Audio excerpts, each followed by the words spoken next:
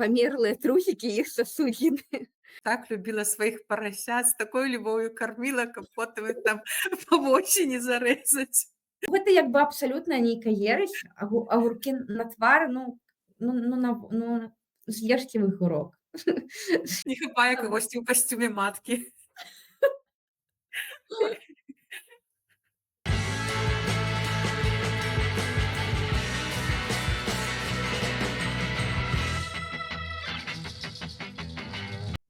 Вітанкі, сябры, гэта ласкатухі.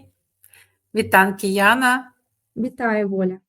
Вітаю, сябры, гледачы, слухачы. І наша традыцыйная рубрыка «Лепш за плёткі». Якія мы сёння будзем навіны, Яна, абмяркоўваць? Я падрыхтавала пра здароўе, маю любёную тэму.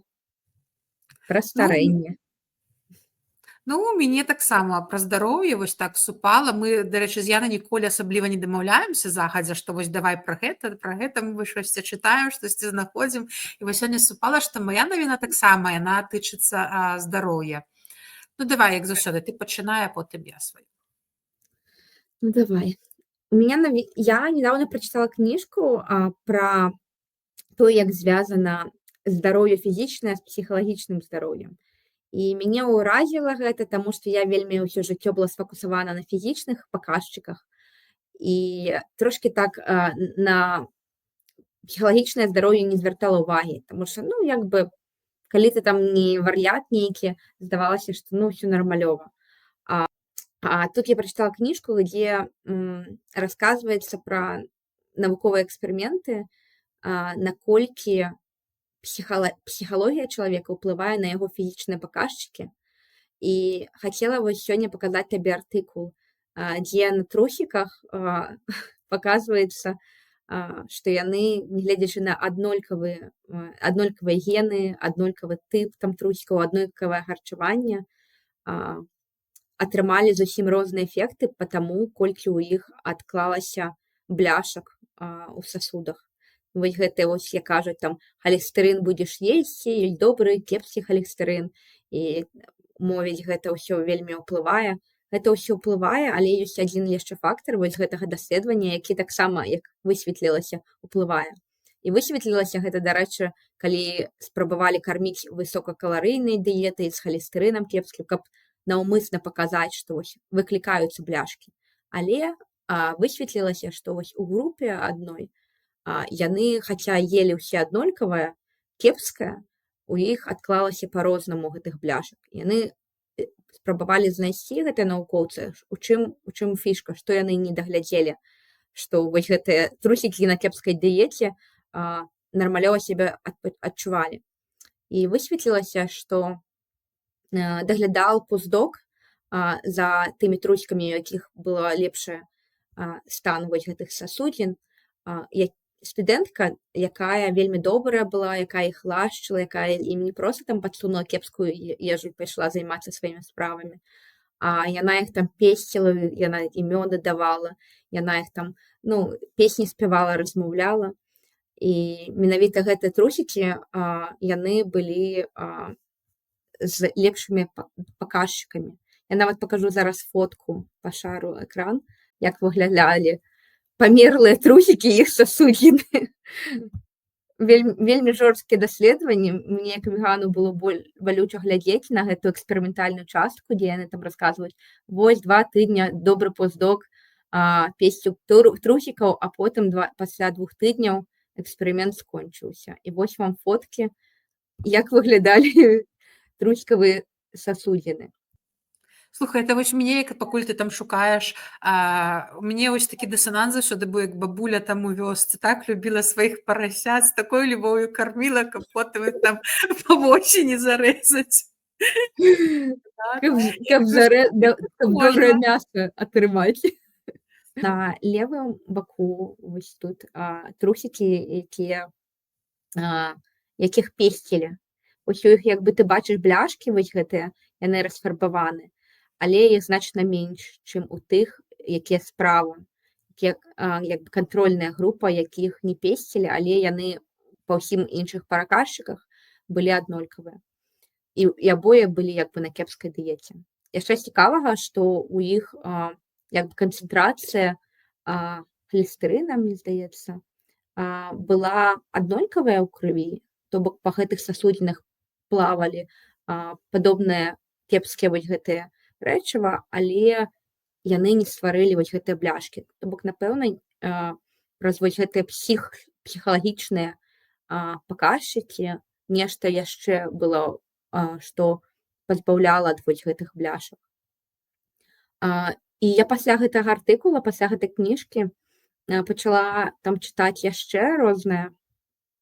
І я пасля таго, як пачытала гэтую кніжку, мне захацелася, ну вось як хіміку разабрацца, што там за такія рэчыва, ці ёсць увогуле гэта сувязь такая вось больш-менш, каб механізм зразумець, што адбываецца. Таму што калі мне кажуць, што ў 80-м годзе з трусікамі гэта здарылася, мне як бы з аднаго боку хочацца верыць, таму што гэта вельмі вядомы журнал Science, і гэты эксперыменты паўтарылі некалькі разоў, але ўсё ж такі мяне здзівіла, што я не знайшла нейкіх падобных эксперыментаў далей. Як бы вось апублікавалі ў цудоўным журнале, паўтарылі, але як бы дзе далей? Чаму не пашлі іншыя нейкія навукоўцы разбірацца, што за механізм, што там выпрацоўвалася ў такіх жа трусіках? Взялі бы там аналізы больш дакладна рабілі. Не знайшла гэтага, але знайшла артыкулы, дзе ўвогуле праводзіцца пошук сувязі паміж псіхалагічным і фізічным станам. І вось знайшла артыкул, які ўжо 2025 год, сакавік, і там, можна сказаць, такі унікальны артыкул, дзе яны прамым тэкстам кажуць, што лічыце ўпершыню, мы вось пішам вам абагульненне, як звязаны такія хваробы псіхіятрычныя, як біполярная хвароба, дэпрэсія, anxiety, трывога, трывожны стан, не ведаю, шизофрэнія. Як вось гэты 4 хваробы звязаны з 3 паказчыкамі старэння. Першае запаленне ў арганізме, другое даўжыня тэламераз. Я патлумачу ўсё, што я кажу гэта далей. І трэці паказчык аксідатыўны стрэс.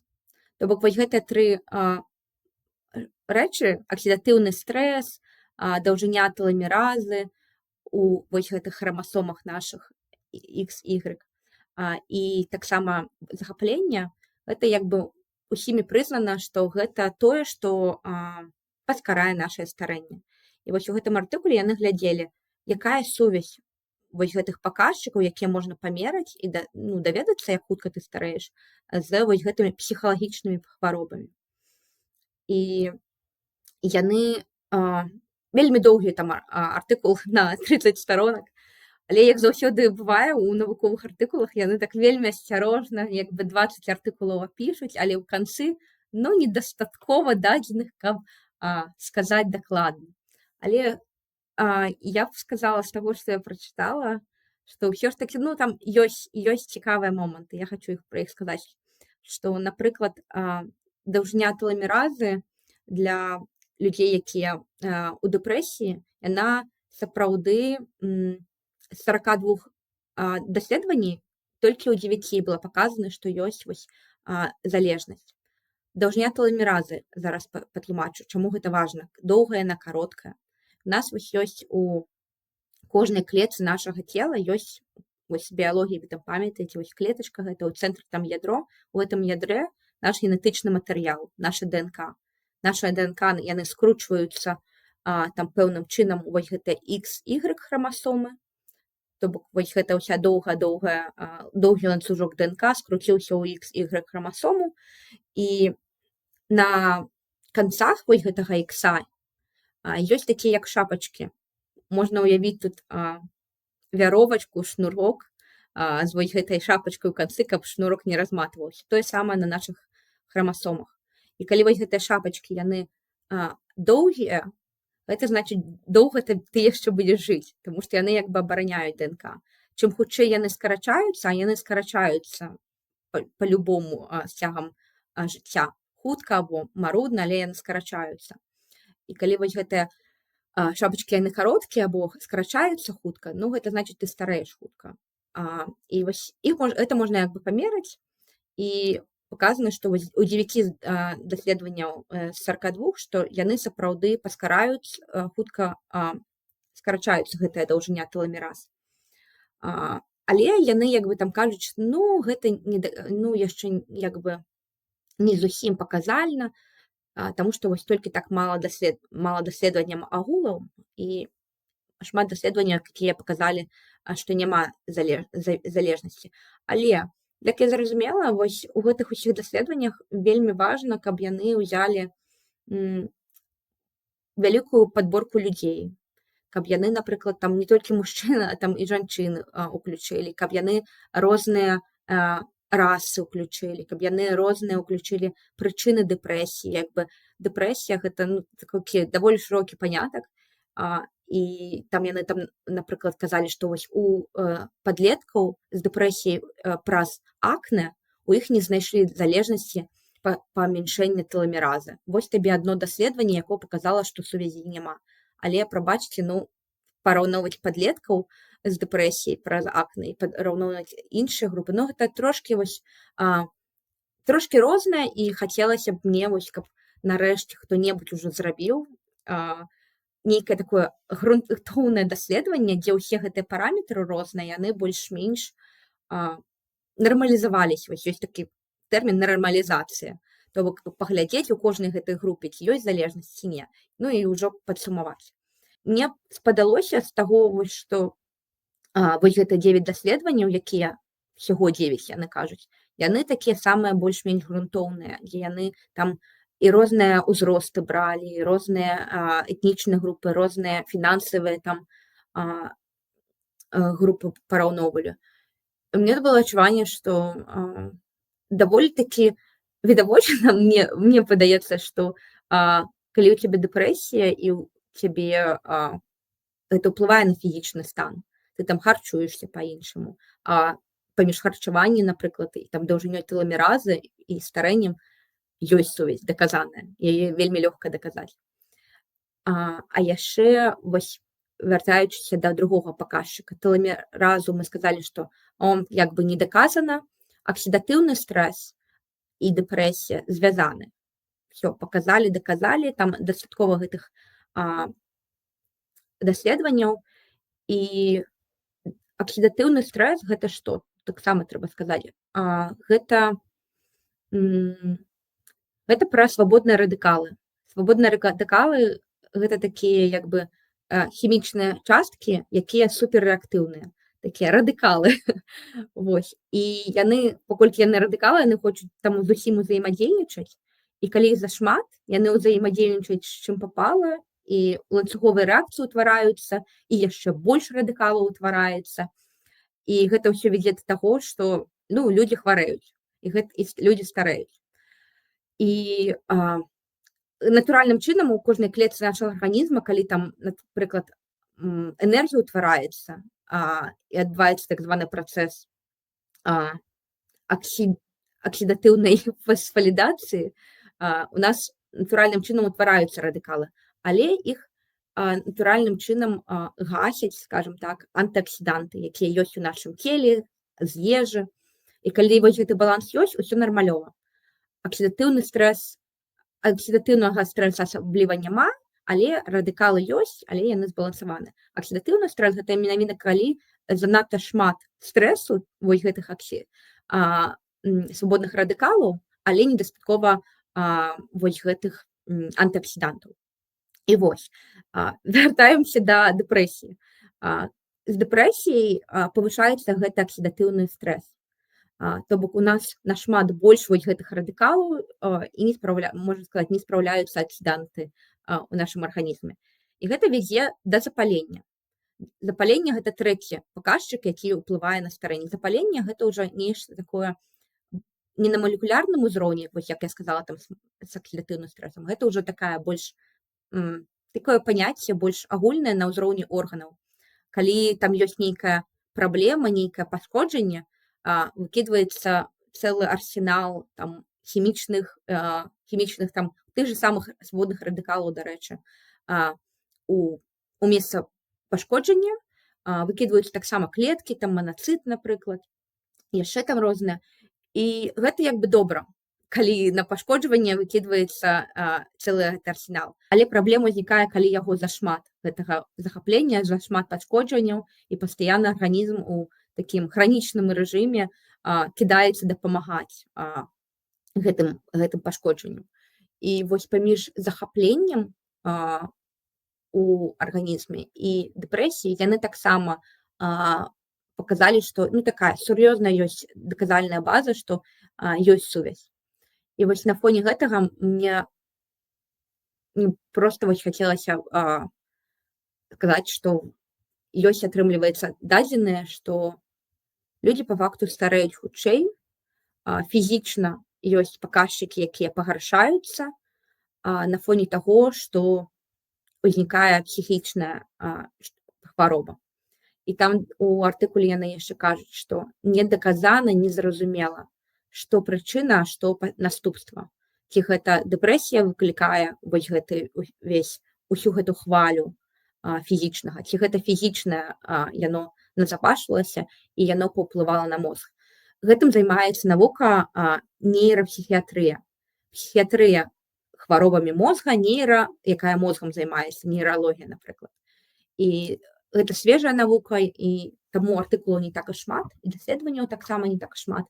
Але вось ёсць спробы ўсталяваць гэту сувязь канкрэтную з фізіялогіяй, якую мы можам памераць, і з вось гэтымі больш суб'ектыўнымі псіхіятрычнымі хваробамі. Ці верыш ты ў псіхасаматыку? Вось усяго, гэта вось навінка для мяне зараз, таму што я скажу шчыра, я не верыла. Я не верыла на ўзроўні, што гэта нешта даказанае навукай. Але проста з агульнай нейкай логікі я адчувала, што не можа гэта не ўплываць. Але вось у такім стане, як псіхасаматыка зараз існуе там у сацыяльных сетках, што вось ты там злы, у цябе будзе сэрца паліць, ты там зайздросціш, у цябе будзе бок паліць. Нешта такое вось канкрэтнае. Вось у гэта, прабачкі, без навукі я не паверу. Вось гэта ўсё нейкія такія народная мудрасць, у ёй ёсць сэнс, але такі вельмі абмежаваны, вельмі як бы на ўзроўні практычна, што ты не скажаш, заўсёды можна знайсці прыклады, калі гэта будзе працаваць. І вось у такую, як навуку ці дысцыпліну, псіхасаматыку я не веру. Але я не адмаўляю, што, безумоўна, псіхічнае ўплывае на наш там гарманальны ўзровень. Гармоны — гэта ўжо ўсё прамы шлях у хімію. Там шмат складанай хіміі, з якой я ўсё яшчэ з цяжкасцю разбіраюся. І гармоны — гэта як бы ўжо фізічнае здароўе наша таксама даказана навукай. І таму, як бы, калі спалучыць вось гэта, окей, псіхічны стан уплывае на гармоны, гармоны ўплываюць на гэта, безумоўна, псіхічна ўплывае на фізічны стан. Але гэта недастаткова, як я кажу, даследавана. І нейкія такія вырваныя даследаванні часцей за ўсё, дарэчы, эпідэміялагічныя. Гэта значыць, што бяруць вялікую шэраг людзей і статыстыку робяць. І гэта ўсё добра, але гэта пакідае нейкі такі паслясмак, што калі гэта так, калі вось эпідэміёлагі гэта знайшлі, трэба рабіць наступны крок. Трэба разрабіць, знайсці механізмы, ці гэта сапраўды магчыма ўвогуле даказаць праз нейкія канкрэтныя механізмы. Вось сувязь. Ты сказала, што незразумела, не то фізічнае выклікае ментальнае захворванне, ці наадварот. Вось пра дэпрэсію. Мне заўсёды падавалася, што дэпрэсія з'яўляецца, вось у цябе штосьці дрэннае ў жыцці здарылася, там вось вайна, памёр хтосьці, пераехаў, і ты ўпадаеш у дэпрэсію. Але ж ёсць такое, што чалавек жыве, нібыта ў яго ўсё добра, і хопа, яму дыягназуюць хранічную дэпрэсію. То бок яна можа ўзнікнуць нават на фоне без якіхсьці такіх моцных падзей у жыцці. То бок это шосьці фізічнага ідзе. У меня на гэта яшчэ ёсць артыкул, таму што я не спынілася на гэтых двух. Яшчэ адзін артыкул, мы спасылкі пакінем у апісанні. Але я тут абмяркую не буду шарыць экран, каб не капашыцца у гэтым. І яшчэ даследаванні пра тое, як сацыяльныя сувязі, як ізаляцыя, як камунікацыя з соцыумам уплывае на тыя ж самыя тэлемеразы, на паказчыкі на хуткасць старэння.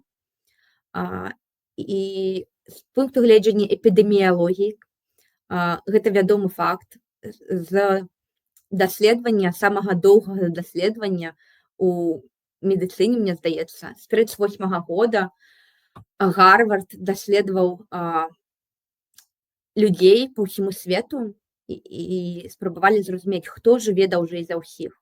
І высветлілася, што сярод такіх прадказальных фактараў доўгага жыцця гэта людзі з моцнымі сацыяльнымі сувязямі. Людзі, якія жывуць і вельмі добра сябруюць, у якіх вельмі глыбокія стасункі з сябрамі, у сваёй сям'і, з кам'юніці, якія альтруісты, валанцераць і гэта далей. Потым даследаванне яшчэ чытала дзе параўноўвалі людзей, якія займаюцца рознымі тыпамі медытацыі. І самае лепшае на фізічны стан уплывала такая медытацыя Loving Kindness Meditation, LKM. Гэта такая медытацыя з буддізма, калі ты фактычна проста думаеш пра свет не праз прызму эгоізма, што мне трэба, а што я магу аддаць. Калі ты медытуеш пра тое, каб пазбавіцца ад эга, груба кажучы, быць добрым свету. І гэта паказала паніжэнне даўжыні гэтых паніжэнне хуткасці гэтых тэлемераз, скарачэння. Сярод увогуле што больш за ўсё абараняе гэтыя тэлемеразы? Сон гэтай медытацыі, гулянне на прыродзе. Карацей, я гэтым хачу сказаць, што вельмі ўплываюць нябачныя фактары. Калі ты кажаш, што чалавек здаровы, а потым опа і дэпрэсія, я ў гэта, можна сказаць, не веру, што гэта і здарылася. Гэта можа, мне падаецца, збоку падавацца так, што чалавек фізічна здаровы.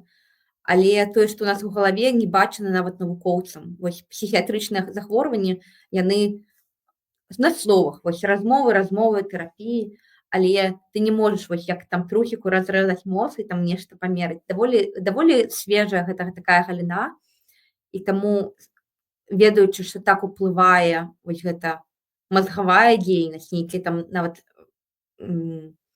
такія псіхалагічныя фактары сувязі з грамадствам, на здароўе, на тую ж тэлемеразу. Я думаю, што працэсы ёсць фізічныя, мы проста іх не бачым, можа, нават сам чалавек, які хварэе, можа не зусім быць падрыхтаваны, куды глядзець, што заўважаць. Там, напрыклад, проста там у сям'і стасункі пагоршыліся. Гэта можа быць не бачна збоку. Не абавязкова там біцца, ругацца, каб усе суседзі чулі, што у вас нейкія там нездаровыя стасункі. Можна проста, не ведаю, там не быць уважлівым адно да аднаго, жыць сваім жыццём і як бізнес сумесны весці, і не мець такіх размоваў нейкіх, не ведаю, эмпатыі да іншага. І гэта можа у нашым грамадстве падавацца нормай, і можна ўрэшце рэшт сказаць, што чалавек быў нармальны, але раптам у яго дэпрэсія. Але ж гэта не норма, калі так падумаць. Гэта норма толькі таму, што гэта распаўсюджана, але гэта не норма з пункту таго ж, як гэта мусіць быць. Таму мне падаецца, што я згодна з гэтымі навукоўцамі, якія кажуць, што незразумела, гэта фізічнае выклікае псіхалагічнае, ці псіхалагічнае там назапашваецца.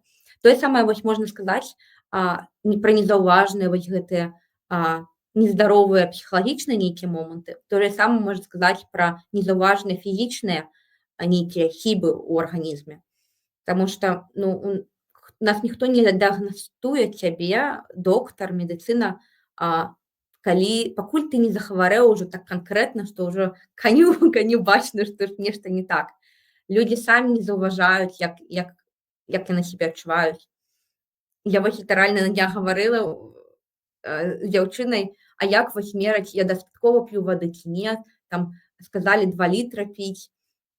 Людзі забываюць пра тое, што можна там, не ведаю, звяртаць увагу на як ты адчуваеш у роце, наколькі у цябе там вязкая сліна. Мы бегаем паміж працай і домам, там нейкія лістаем там навіны, мы не звяртаем увагу на тое, як мы дыхаем, на тое, якое у нас адчуванне ў роце. А гэта рэчы, на якія як бы трэба звяртаць увагу. Слухай, а праўда, што ну вось пра ваду трэба паглядзець на сваю мачу і тыпу калі яна там і такога жоўтага, то это мала вады, а калі светлая, то тыпу норм. Гэта не проста праўда, гэта як бы самы лепшы і зразумела, што так, калі у цябе мача нармалёвага колера светлая, всё нармальна, ты п'еш. Нават калі ты не піў там ваду літрамі, гэта я так гэта правяраю просто, ну, я не ведаю. Не трэба ў тэлефоне сядзець у туалеце, паглядзіце, што вы там нарабілі. Таму што калі у вас мача светлага колера, прабачце за падрабязнасці, ды нармальна у вас усё, не трэба ўжо ліць у сябе ваду. Можа, вам супа хапіла таго, ці, не ведаю, гарбаты вы выпілі ўжо там літр. Калі там Ну, ты не п'еш... мне гэтая парада ўвогуле вельмі дапамагла, таму што казалі, што трэба там не суп, не чай, а вось менавіта ваду піць, а я вось фізічна я не магу, і ў мяне такі мачавы, што я буду потым хадзіць ссаць кожныя 2 хвіліны, калі я ці 2 літра вып'ю. Вось, таму я так пагляджу, ну, мне хапае таго, што я там, я не ведаю, ну можа, я не ведаю, пару стаканаў, і мне як бы норм. Хвілінка Елены Малышевой на ласкатухах. Я адчуваю себя. Уже і мачу пайшлі абмяркоўваць. Не, ну правда. Не хапае кагосьці ў касцюме маткі.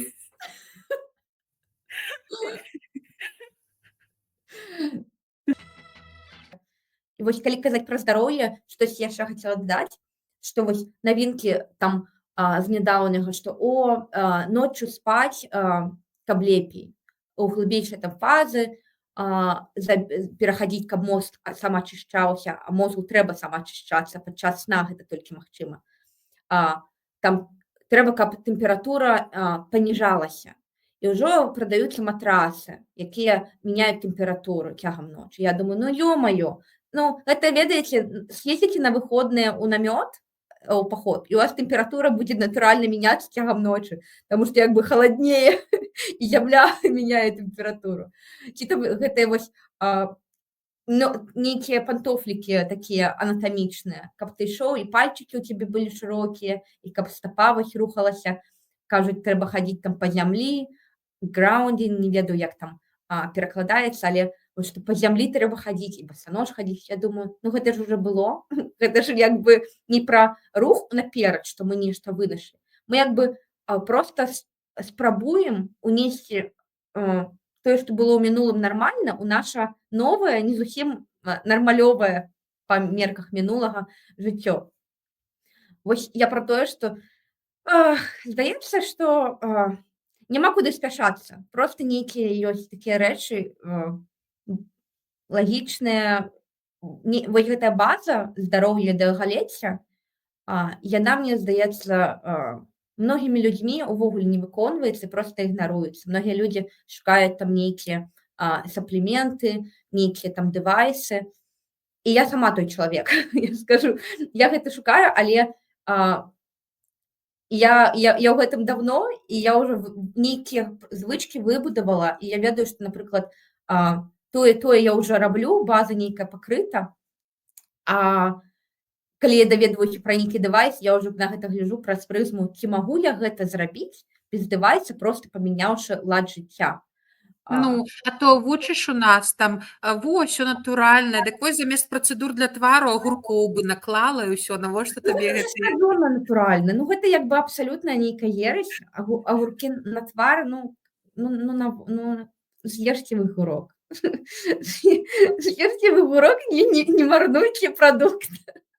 Яго вырошчвалі шмат людзей, там, не ведаю, везлі вам гэты гурок, а вы яго вось так неэфектыўна выкарысталі.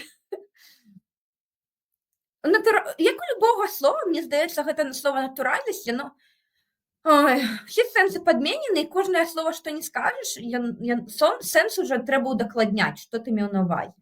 Вось сказаў, я кажу натуральнае, я мею на ўвазе нешта адно, а людзі вось, як ты кажаш, падумаюць: "О, пойду-ка я агурок пакладу". І я ўжо буду думаць: "Ну, ё-моё, ну што трэба сказаць, каб зразумелі?" На кожнае слова трэба, спасылачку, тлумачэнне. Ну, карацей, у меня, ну, она нават не навіна, яна існавала даўно, просто я недавно натыкнулася на артыкул, я такога не ведала. Я свайму сыну кажу, а ён, аказваецца, нават ведаў, а я не чула. Ці чула ты пра такую хваробу, якая называецца на ангельскай zombie deer disease, хвароба зомбі-аленяў? Гэта неафіцыйная назва хранічнай знясільваючай хваробы.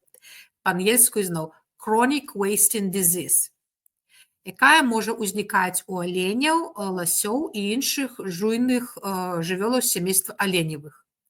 Яна выклікаецца, гэта хвароба прыёнамі, анамальна змененымі бялковымі малекуламі, якія паражаюць мозг і нервовую сістэму жывёл. І гэта хвароба падобная да каровяга шаленства, але трошкі іншая. Якія ў яе сімптомы?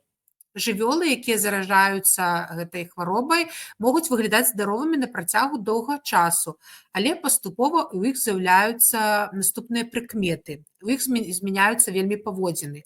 У іх адсутнасць страху перад людзьмі і дэзарганізацыя. Вось таму адсюль пайшла назва зомбі-аленяў, таму што яны там лезуць пад машыны, проста як быццам не баяцца, выходзяць да людзей, вядуць сябе як гэтыя зомбі. Таксама страта вагі, фізічнае знясіленне, падаўленне рэфлексаў і каардынацыі, падвышаецца слінацёк, цяжкасць з глытаннем, агульная слабасць, а потым смерць. Як яна распаўсюджваецца?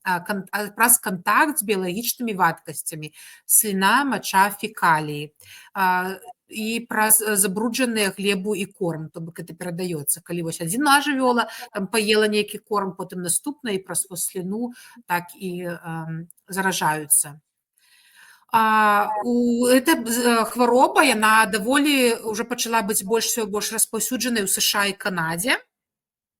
І паляўнічым нават рэкамендуюць правяраць усіх забітых жывёл на вось гэтую хваробу і не ўжываць мяса. Таму што яшчэ пакуль не даказана 100%, але ёсць верагоднасць, што гэта хвароба можа перадавацца да чалавека нават. Універсітэт Мінесоты правёў даследаванне, ці зможа гэтая хвароба перакідвацца з аленяў на іншых жывёл і людзей. І была даказана верагоднасць, што можа перакідвацца на свіней.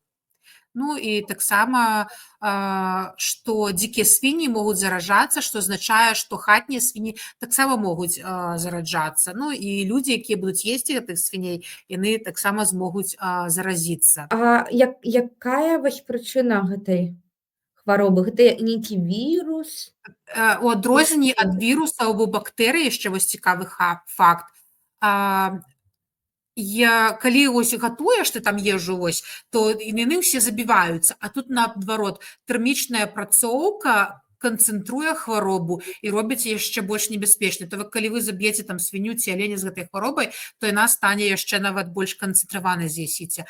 А прычына, ну вось кажуць, выклікаецца прыёнамі, анамальна змененымі бялковымі малекуламі, якія паражаюць мозг і нервовую сістэму жывёл. Увогуле мне гэта цікава, таму што, ну, калі вось глядзіш гэтыя всякія зомбі-фільмы, заўсёды падаецца, што гэта, ну, вельмі штосьці фантастычнае, там, ну, якія зомбі, што. А потым, калі глядзіш на жывёльны сусвет, ну, існуюць жа гэтыя там зомбі ці насекомыя, якія там і ў мураўёў, і там у іншых штосьці пасяляецца ў мазгу, і яно ім кіруе, і вось зараз пра аленей, то бок патэнцыйна, ну, ты вось калі глядзіш фільмы, ты вось як навукоўца разумееш, што такое, ў прынцыпе, можа быць з чалавечым мозгам. То бок выклікаецца гэта вось гэтай нейкімі незвычайнымі бялковымі структурамі, якія вось неяк пранікаюць у мозг і перашкаджаюць яго здаровым функцыям. Цікава. Адкуль гэтыя прыёны бяруцца? Вось пытанне. І белкі звычайна падчас тэрмічнай апрацоўкі яны мяняюць сваю структуру. Гэта вось дакладна. Можа быць, калі гэта не да канца прыгатаваць, не вельмі глыбокую тэрмічную апрацоўку зрабіць, тады яны будуць больш канцэнтравацца. І яшчэ няма ніякага лячэння для это называецца вот эти хваробы, звязаныя з змяненнем белком, prion disease, прыёнавая хвароба, і няма для яе лячэння. Ну, я думаю, таму што яны вось толькі пачалі даследаваць і ўвогуле не разумеюць, што гэтым рабіць. Ну, і таму што, напэўна, не было выпадкаў, што чалавек гэтым зараджаўся, але патэнцыйна, ну, кажуць, што это можа быць. Ну, здаецца, што сапраўды, калі гэта так уплывае на жывёлу, прычым, як там, тых, якія п'юць малако, вось гэтых, ну, даволі блізкіх да нас, дык дакладна яно неяк уплываць на нас будзе. І наўрад ці пазітыўна. Проста, магчыма, будзе не такі жудасны эфект. Сябры, сёння ў нас была доза контенту пра здароўе. Спадзяемся, што было цікава, што не занудзілі вас. І у наступны раз тэму памяняем. Мы заўважылі, што вам цікава сацыяльнае даследаванне. І будзем пра іх ужо, напэўна, гаварыць. Нам самім цікава гэтая тэма. Дзякуй, Яна, дзякуй, сябры. Вы ведаеце, пішыце каментары, падпісуйцесь на канал, дзяліцеся відэа, стаўце падабайку і да новых сустрэч.